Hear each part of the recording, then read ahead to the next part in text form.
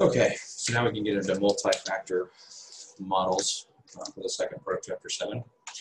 So talk about models that take more than just index betas or risk betas into account. They take more than just risk factors into account.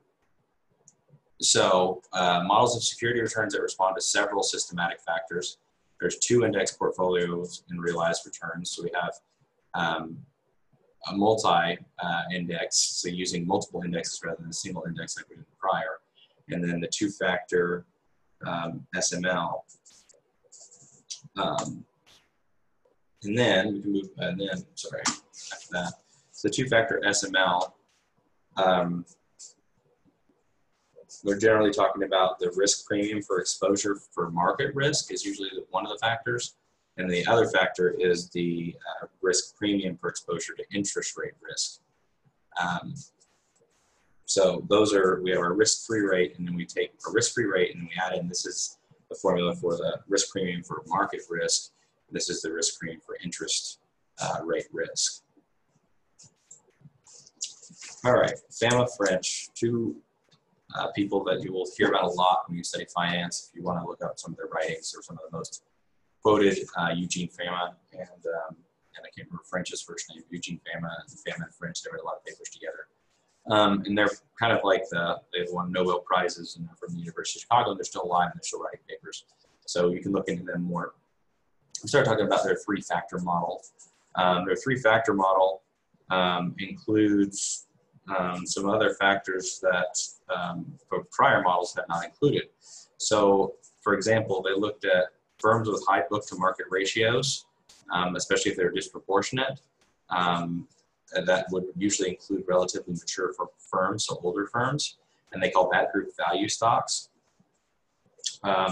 In contrast, they had a group they called low book-to-market companies, and those would be as growth firms. So if they had a low book-to-market value, then they would call those, they referred to those as growth firms. And then stocks that offered a higher average rate of return than growth stocks are called the value premium stocks.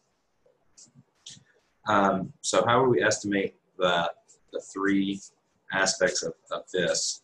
Fama French proposed measuring the size factor and the difference in returns with low market values, low cap firms versus those with high cap firms, high market values. This denotes the SMB, the small minus big, which we've talked about that in the prior chapter. So that's one of their factors. They use a small minus big, SMB.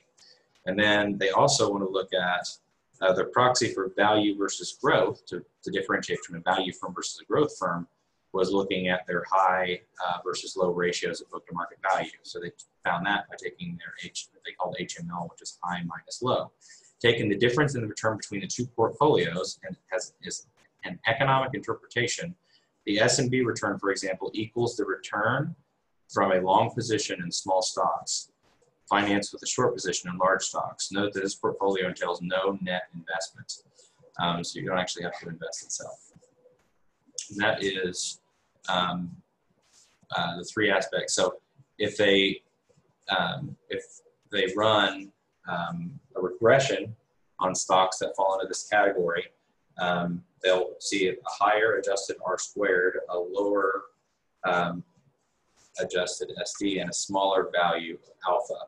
So basically, they've gotten more accurate. When they get a smaller value of alpha, especially, remember that alpha is effectively a difference between when we take in our factors, we take in our betas, we put all those into our function, and then we look at what it actually returned. If there's a difference between the expected return and the actual return, that's the alpha. So the smaller the alpha, the more accurate my predictor, my predictive model is. So here's an example to estimate the single index with 3-factor Fama French regression for Ford monthly data between January of 2011 and December 2015. So you can see that we've got our residual standard deviation is lower. We've got our small minus big and our high minus low. We've got our intercept, which is smaller. And then the last one we were looking for was a smaller value of alpha, which should be the difference between my beta and my expected return. I'm not seeing that on here, beta versus my expected return. Oh, market return versus risk-free return.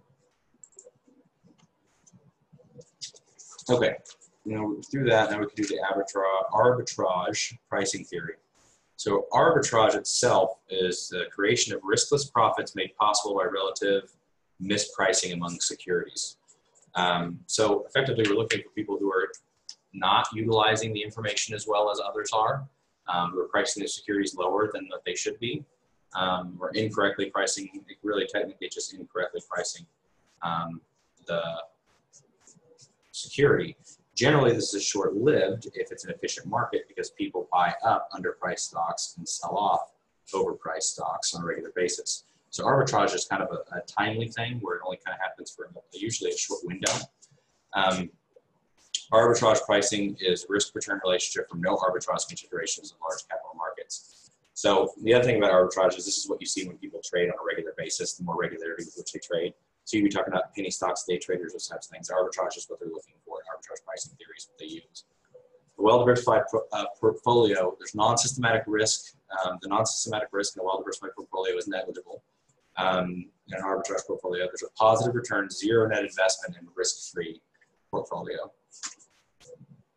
So calculating the arbitrage pricing theory, we have our return, we got our risk-free rate, we have our beta, and we have our market return and our risk-free return. And this, remember the E out here is kind of, I mean, in statistics they call that an error term, but in these, what they're calling that is the firm specific, so they're specific to what the actual firm is. Whereas a return on a well-diversified portfolio, you can see that we don't have, well, number one, we got rid of this error term based on firm specificity, but also we're going to see that our expected returns should be lower. The alpha on our expected returns should be lower than what it is if we're, what it would be if we weren't utilizing a three-factor model. And this is the arbitrage pricing theory. So, okay, so here's our steps to convert a well-diversified portfolio into an arbitrage portfolio.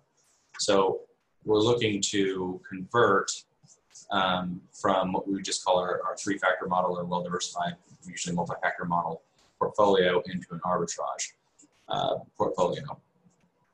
So effectively what we're doing is we're looking for our benchmark, and our benchmark is usually something higher than the risk-free rate of return. That's our beta, where our beta is here. And then we're looking to invest in elements that tend to increase the beta of my return comparative to the market rate of return. So when the alpha is negative, you would reverse the signs for each portfolio weight to achieve portfolio A with a positive alpha. So you sum of all your weights needs to equal 0. So the other thing this is doing is, and the other thing arbitrage really does is it makes it so that you're not investing